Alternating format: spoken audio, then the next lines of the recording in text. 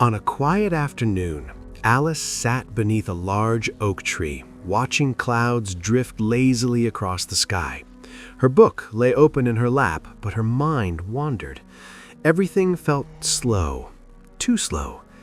Just then, a white rabbit dashed past her feet, muttering nervously, "I'm late! I'm terribly late!" while clutching a golden pocket watch. Alice gasped. Rabbits didn't wear waistcoats, they didn't talk, and they certainly didn't worry about time. Curious beyond reason, Alice stood and followed him across the meadow. The rabbit slipped into a hollow beneath the tree's roots, and without thinking, Alice leaned in. The ground vanished. She fell through a twisting tunnel filled with floating clocks, glowing shelves, and whispering echoes. Time seemed to stretch and shrink as she tumbled. At last, she landed gently in a long hallway with locked doors and ticking walls. Wonderland had begun.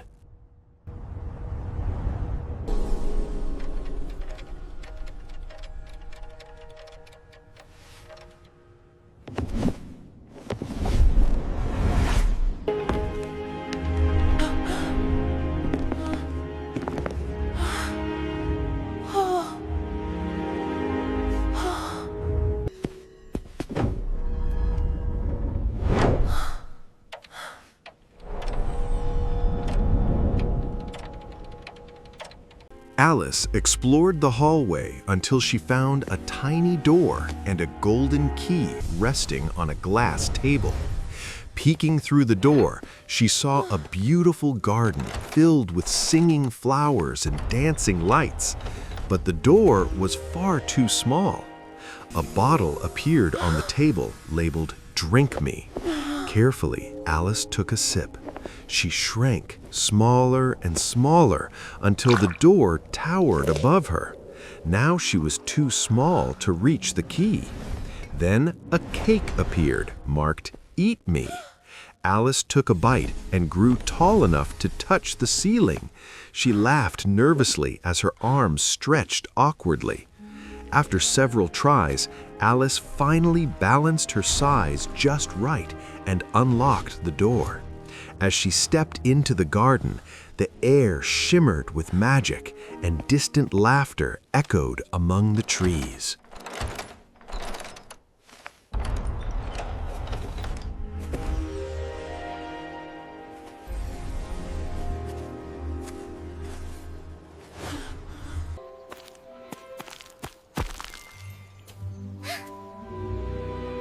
As Alice wandered the garden paths, she felt as though someone was watching her.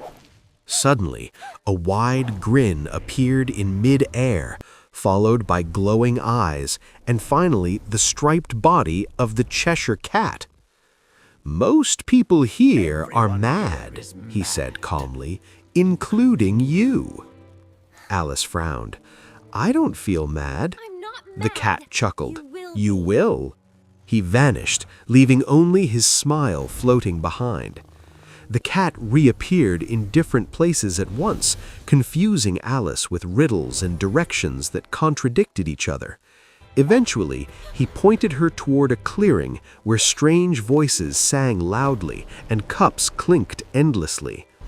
"The tea is always waiting," he said, fading away.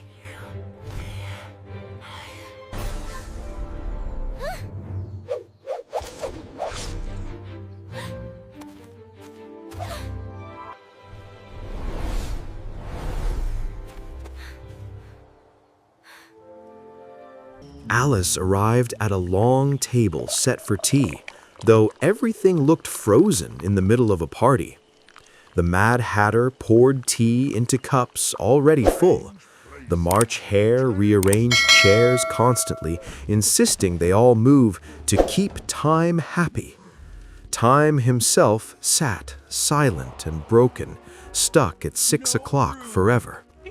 Alice tried to sit, but every seat was occupied. She finally squeezed in, attempting polite conversation, but logic made no sense here. Riddles had no answers. Questions answered themselves. Frustrated, Alice stood up. "This is the strangest tea party I've ever attended." The Hatter smiled. Then it's working. Suddenly, guards' horns echoed through the forest. "The Queen is coming!" shouted the hare. The tea party scattered instantly, leaving Alice alone again.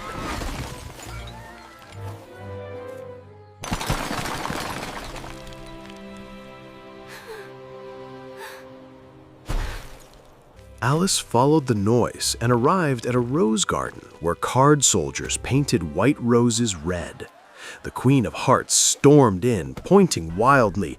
"Off with their heads!" she shouted, though no heads ever actually rolled. The Queen invited Alice to play croquet, using flamingos as mallets and hedgehogs as balls. Nothing went as planned. The hedgehogs ran away, and the flamingos refused to cooperate. The Queen grew angrier by the second. Alice felt nervous, but something inside her changed. She began to stand taller, speaking more confidently, even as the Queen screamed orders. "You're not afraid enough," the Queen snapped. "I'm not afraid at all," Alice replied.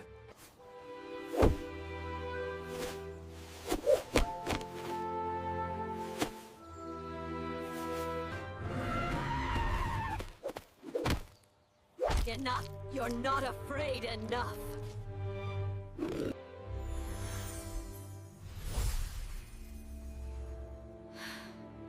I'm not afraid at all! Alice was dragged to a grand courtroom where the Knave of Hearts stood accused of stealing tarts. The trial was loud, confusing, and completely unfair. Witnesses made no sense. Evidence appeared out of nowhere. Alice watched carefully. The rules bent and twisted, just like Wonderland itself. As the Queen demanded punishment, Alice suddenly began to grow again, bigger and stronger with every word she spoke. "This trial is nonsense," Alice declared. "You make up rules as you go." The Queen screamed, pointing at Alice. "Off with her head!" But Alice was no longer afraid. Please. Off with her head!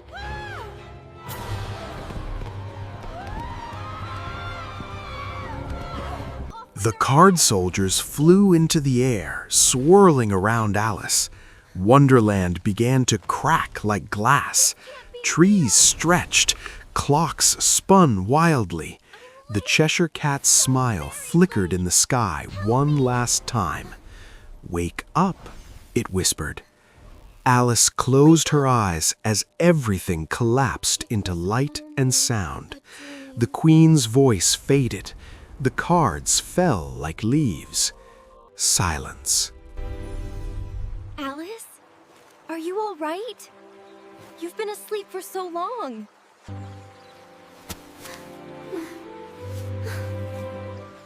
I had the most curious dream. Alice awoke beneath the oak tree. The sun was setting. The meadow was calm. No cards, no clocks, no rabbit. Or so she thought. In her pocket, she found a tiny golden key. Alice smiled softly. The world around her felt brighter, fuller, and filled with possibility. She stood and walked home, knowing that even if Wonderland was gone, curiosity, courage, and imagination would always remain. And somewhere, a watch ticked softly. Courage.